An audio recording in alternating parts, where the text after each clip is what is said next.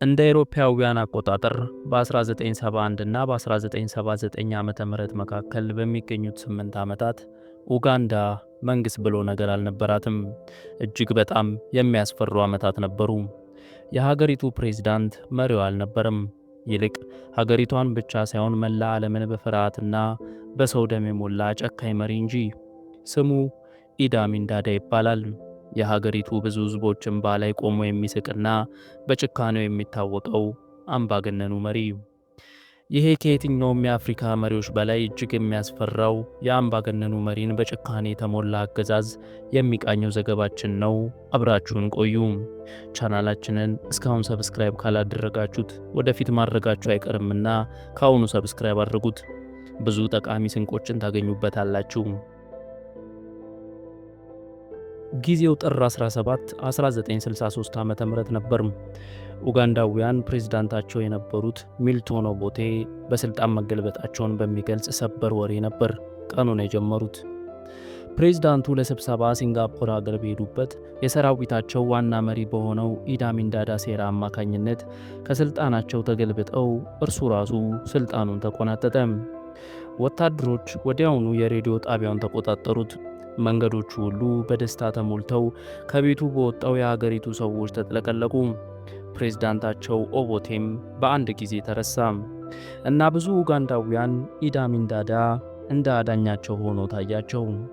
ግን በወታደሮች ከታጀበውና ጥርሱን ከነከሰው ከዚህ ሰው በስተጀርባ ስልጣንን መልሶ ለሕዝብ ማስረከብ የሚል ምንም ፍላጎት አልነበረም።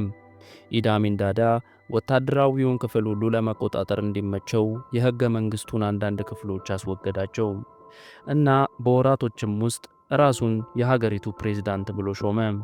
ስልጣኑን እንዲተቆናጠጠ ግን በጭካኔና በማስገደድ ሀገሪቱን ሁሉ ሊገዛ እንጂ ለውጥን ሊያመጣ አልነበረም።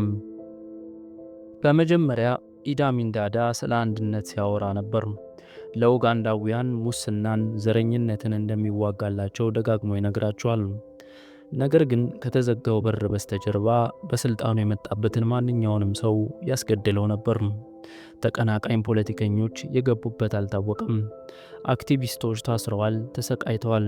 እንደውም እንደገና መልሰው ያልታዩም ብዙ ናቸው። ጋዜጠኞች ድንገት ተገድለውና የማይሆን ቦታ ተጥለው ይገኙ ጀመር። ዳኞች ከፍርድ ቤት ሳይቀር እየተጎተቱ ተገደሉ። የሀገራችን ኩራት የሆነውና ከእኛም ወርዶ የእነርሱ አገር ድረስ የሚፈሰው የአባይ ወንዝ የብዙዎች ሬሳ መጣያ ሆነ። አጥማጆች እንደውም ከአሳ ይልቅ ብዛት ያለው አስክሬን እንዳገኙ በዚያን ጊዜ ሪፖርት አድርገው ነበር። በስልጣኑ ማብቂያም ወደ 300,000 የሚጠጋ ሰው ሞቷል። አንድ በእርሱ ጊዜ የሚኒስትርነት ስልጣን ላይ የነበረ ሰው እንዲህ ሲል ተናግሯል። ኡጋንዳ በኢዲ አሚን ዳዳ ጊዜ ሞት ቅጣት አልነበረም፣ ፖሊሲ እንጂ። ኢዲ አሚን ዳዳ ነገሮችን የባሰ እያጠበቃቸው መጣ። ዘ ስቴት ሪሰርች ቢሮ የሚል ምስጢራዊ የፖሊስ ቡድን አቋቋመ። ስራቸው ተቀናቃኞችን ዝም ማሰኘት ነበር። ለዚህም ሲባል ያለ ፈቃድ ለማሰር፣ ያለ ፍርድ ቤት ትዕዛዝ ዘብጥያ ለመጣልና ያለ ምህረት ለመግደል ሙሉ ስልጣን ነበራቸው። ማንም በጊዜው ከአደጋ ይጸዳ አልነበርም። አስተማሪም ይሁን ቄስ፣ ልጆችም ሳይቀሩ። የአደባባይ ግድያ በቃ በሀገሪቱ የተለመደ ጉዳይ ሆነ። አስክሬኖችም በየመንገዱ የሚተዉት መልእክትን ለማስተላለፍ ነበር። መልእክቱም አርፈ ተገዛ፣ ካልሆነም እንደነርሱ ሙት የሚል ነው። የሀገሪቱ ሰዎችም በጊዜ ሂደት እንዳላየ ማለፍና አንደበታቸውን መዝጋት ተማሩ። በዋና ከተማዋ ካምፓላም ፍርሃት በሁሉም ቤት ያለ ጉዳይ ሆነ።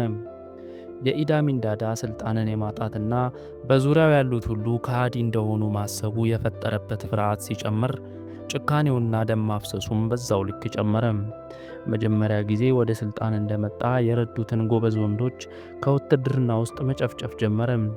አንዳንዶቹ ያለምንም ማስረጃ ከሃዲ ተብለው ተፈረጁ። ሌሎቹ ደግሞ እንዲሁ በቀላሉ ይገደሉ ጀመር። ግድያቸውንም ራሱ ነበር የሚያስተላልፈው። ማንንም አይመርጥም። በሀገሪቱ የነበሩ ትላልቅ ጎሳዎችና የቀድሞ ፕሬዝዳንት የኦቦቴ ዘሮች እንዳለ በወታደሮቹ ታደኑ። ብዙዎቹም ስቃይ ደረሰባቸው። ሰውነታቸው እስኪገነጣጠል ሆኑ። እንዲሁም አብዛኞቹ አዞዎች በሞሉበት ውሃ ውስጥ ተጣሉ። ለኢዲ አሚን ዳዳ ታማኝነት ማለት ሁሉ ነገር ነው፣ ግን ይህም ቢሆን ለሕይወትህ ዋስትና አይሆንልህም ነበር።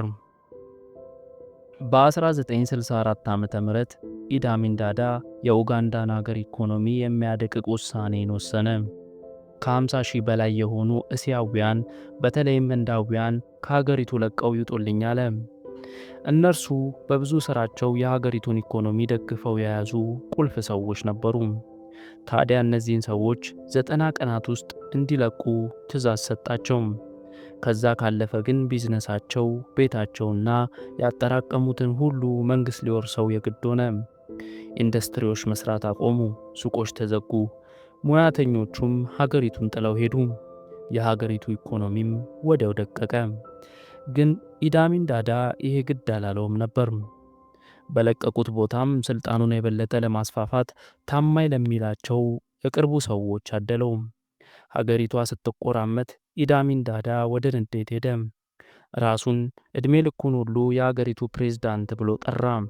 ይህም ብቻ አይደለም፣ ፊልድ ማርሻልና ሀገሪቷን ከእንግሊዝ ቅኝ አገዛዝ ያወጣና የመሰረታት ሰው ብሎ ራሱን ሰየመ።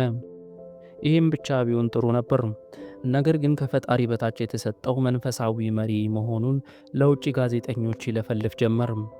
ለታላቋ የእንግሊዝ ንግሥት ኤልሳቤጥም ውዷ እህቴ ብሎ ደብዳቤ ጽፎላታል። ዓለም ሁሉ ባለማመን ይህን እብድ መሰል ጨካኝ መሪ ተመልክቶታል። ግን ይህ ሁሉ አሉባሌ ነገር ሲሆንና ሲወራ ሰዎች በሀገሪቱ በየቀኑ እየተገደሉ ነበር። በ1971 ዓመተ ምህረትም ኢዲ አሚን ዳዳ እጅግ አውዳሚ ውሳኔን ወሰነ። ይህም እየወደቀ ካለው አገዛዙ ለማምለጥ ሲል ታንዛኒያን መውረሩ ነበር። ግን ታንዛኒያ መልሳ ተዋጋችው። ከኡጋንዳ ከተሰደዱት ድጋፍ በማግኘቷም ታንዛኒያ ተዋግታ ረታችው። ከሀገሪቱ ውስጥም ከዚህ መንግሥት መገላገል ከፈለጉት እንደገና ድጋፍን በማግኘቷ ዘልቃ ኡጋንዳ ድረስ ገባች። እንደ አውሮፓውያን አቆጣጠር በ1979 ዓመተ ምህረትም ዋና ከተማዋ ካምፓላ ተያዘች። ኢዲ አሚን ዳዳም መጀመሪያ ወደ ሊቢያ ከዛም ወደ ሳውዲ አረቢያ ተሰደደ። ለሰራው ሥራ ሁሉ ፍርድን ሳያገኝና እጆቹ በደም እንደተጨማለቁ እንደ አውሮፓውያን አቆጣጠር በ2003 ዓመተ ምህረት በስደት ላይ እንዳለ ሞተ። ኢዲ አሚን ዳዳ ለ8 ዓመታት መርቷል። ግን እነዛ ትንሽ 8 ዓመታት ለብዙዎች እንደ ሚሊዮን ዓመታት ያህል ነበሩ። ቤተሰቦችን በትኗል፣ የሀገሪቱን ኢኮኖሚ አድቅቋል እና እስካሁን በኡጋንዳውያን ዘንድ ሊሻር የማይችል ጠባሳን አሳድሯል። የሰራው ሥራም ወደ ኋላ ሲታይ መሪነቱ ሳይሆን አስፈሪነቱ፣ ቁጡነቱና ጨፍጫፊነቱ ሁል ጊዜ ይታወሳል።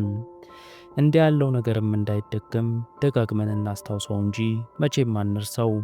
ዝምታም የተሰራውን ሁሉ እንዳይከድነው ደጋግመን እናውራው። ታሪኩ ከነካችሁ ከአፍሪካ ያለፉ ዓመታቶች ብዙ ልብ የሚነኩ ታሪኮችን እንድናቀርብላችሁ ቻናላችንን ሰብስክራይብ አድርጉት። ታሪክም ሊወራ እንጂ ዝም ሊባልለት ስለማይገባ ላይክ፣ ሼር እና ኮመንት አስቀምጡ። እኛ እዚሁ ጋር አበቃን። ቸርን ሰንብት።